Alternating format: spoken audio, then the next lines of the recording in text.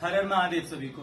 मैं अनुज दुबे। जैसा कि देखो अभी तक बेसिक क्लासेस पढ़ाई है, 4 बेसिक क्लासेस में एक दिन ऐसा भी था जिसमें मैंने एक आपको स्ट्रेटेजी भी बताई थी।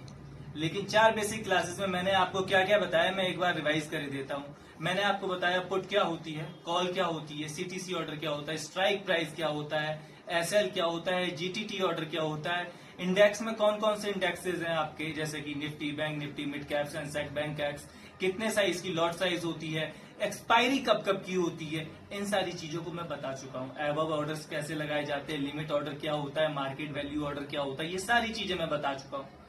अब देखो यहां तक तो हमारी जर्नी खत्म हो गई जिसमें बेसिक क्लियर हो चुका है। बेसिक में अगर किसी का कोई सवाल रहता है तो मेरा नंबर मेंशन रहेगा, उस पर मुझे आप कॉल कर सकते हैं, व्हाट्सएप कर सकते हैं और मुझसे सवाल पूछ सकते हैं। मैं सारे सवालों का जवाब दूंगा। साथ साथ में अब एडवांस की क्लास स्टार्ट होगी जिसमें मैं आपको सपोर्ट कैसे लगाते हैं, रेजिस्टेंस कैसे लगाते हैं, इन सारी चीजों के बारे में बताऊंगा। इंडिकेटर्स कैसे लगते हैं ये भी बताऊंगा, साथ साथ में स्ट्रेटेजीज बताऊंगा। 0 to हीरो बहुत आपने सुना होगा, तो उसके बारे में बताऊंगा। तो चलिए अब मैं आपको पहले एक बार सारी चीजें रिकॉल करा देता हूं, साथ में मेरे जो स्टूडेंट्स बैठे हैं उनका भी रिकॉल हो जाएगा। तो रिकॉल में मैं पहले आपसे इंडेक्स के बारे में बताता हूं, लॉट साइज और एक्सपायरी के बारे में एक बार रिकॉल करा देता हूं। जैसे कि मिड कैप और बैंक एक्स की एक्सपायरी होती है मंडे को, मिड कैप का लॉट साइज होता है 75 का और बैंक एक्स का लॉट साइज होता है 15 का। उसके बाद आपकी आती है फिन निफ्टी की एक्सपायरी होती है मंगलवार को और उसकी लॉट साइज होती है 40 की।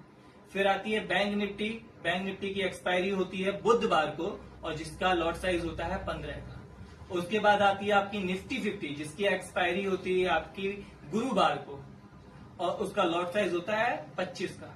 इसके बाद आता है सेंसेक्स की लॉट साइज होती है 10 की और एक्सपायरी होती है शुक्रवार की। इन 5 दिन हमारा मार्केट चलता है, मंडे से लेके फ्राइडे तक का।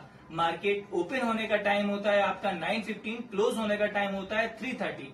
उसके साथ साथ 9:07 पे मार्केट कहां पे खुलेगा ये चीजें अपडेट कर देता है। तो 9:07 पे हमें पता चल जाता है मार्केट की ओपनिंग कहां पे होगी।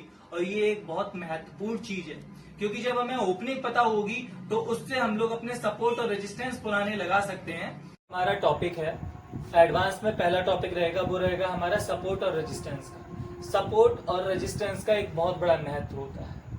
सपोर्ट पे आपके बायर्स बैठे होते हैं, सेलर्स बैठे होते हैं और रेजिस्टेंस पे वहां पे लड़ाई हो रही होती है बायर्स और सेलर्स के बीच में।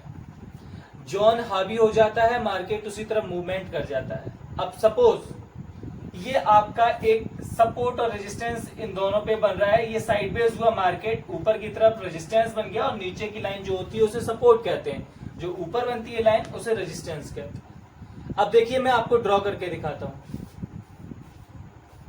मैंने आपको ड्रॉ करके दिखा रहा हूं। मैंने ये 2 लाइनें ड्रॉ करी। यहाँ पे बायर्स, ये एरिया जो है सपोर्ट का एरिया है वो सेलर्स का एरिया है और ये बायर्स का एरिया है। अब देखिए होता क्या है, मोस्टली होता क्या है कि अगर बायर्स यहाँ पे बैठे हुए हैं और सेलर्स भी बैठे हुए हैं, दोनों ताकत लगा रहे हैं। सपोज सेलर्स अगर जीत गए तो अगर थोड़ा सा भी नीचे जाएंगे 20, 30, 40 पॉइंट, 50 पॉइंट, जितने भी हैवी बायर्स होंगे वो सभी के सभी अपना ऐसा रेट करा के निकल जाएंगे और सेलर्स और मजबूत हो जाएंगे और नीचे की तरफ एक स्पीड से गिरेंगे एज इट इज। अब देखिए ये हायर हाई और लोअर लो वाले फॉर्म्स होते हैं, ये लोअर लो वाला फॉर्म है। इसने ड्रॉ किया, यहां से ब्रेक हुआ, एक ऊपर के लिए अप मूव दे गया एज इट इज। ये देखिए इस एरिया में ये यहां से यहां से यहां मूवमेंट कर रहा था, जैसे ही यहां से ब्रेक दिया एक अच्छा मूवमेंट नीचे के लिए देके चला गया एज इट इज। आप कहीं पे भी देख सकते हैं मार्केट जिधर भी आपका जाएगा, जिधर भी आपका सपोर्ट और रेजिस्टेंस बनेगा उधर साइड ऐसे ही मूवमेंट्स देखने को मिलेंगे। देखिए जैसे कि मैं आपको दिखाता जा रहा हूं, पीछे के भी चार्ट्स हम लोग डिस्कस कर लेते हैं। देखो यहाँ पे एक सपोर्ट और रेजिस्टेंस क्रिएट किया, उसके बाद मूवमेंट दिया और एक अच्छा मूवमेंट देके चला गया। उसके बाद भी देख लेते हैं हम लोग, हमारी ये सपोर्ट और रेजिस्टेंस ही हमारा पूरा गेम का आधार है, हमारे पूरे खेल का आधार जो है वो यही सपोर्ट और रेजिस्टेंस है। देखिए यहाँ पे एक पैटर्न बन रहा है और उस पे आपका सपोर्ट और रेजिस्टेंस लग गया। आपका सपोर्ट और रेजिस्टेंस आपने ये ड्रॉ कर लिया और उसके बाद सपोर्ट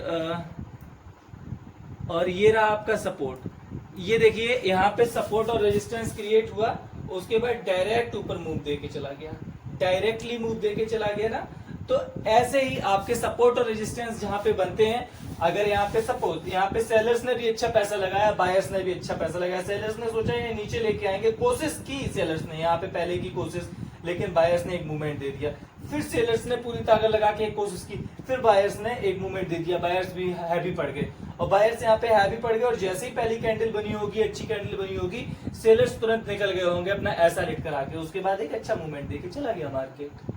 तो ये बायर्स और सेलर्स के बीच में जो युद्ध होता है, और युद्ध का जो क्षेत्र होता है, उसका नीचे वाला पोर्शन और ऊपर वाले पोर्शन को जो ड्रॉ कर लेते हैं, वही आपका सपोर्ट और रेजिस्टेंस होता है। जहां कैंडल फॉलो कर रही होती है, रिस्पेक्ट कर रही होती है जिस लाइन की या जिस एरिया की, उस एरिया को, नीचे वाले एरिया को सपोर्ट और ऊपर वाले एरिया को रेजिस्टेंस कहते हैं। यही पूरी कहानी है। तो आज मैंने आप लोगों को सिखाया सपोर्ट क्या होता है, रेजिस्टेंस क्या होता है। यहाँ पे अगर किसी को कोई डाउट हो तो वो मुझे कॉल कर सकता है, व्हाट्सएप कर सकता है। हर हर महादेव। आज के लिए इतना ही।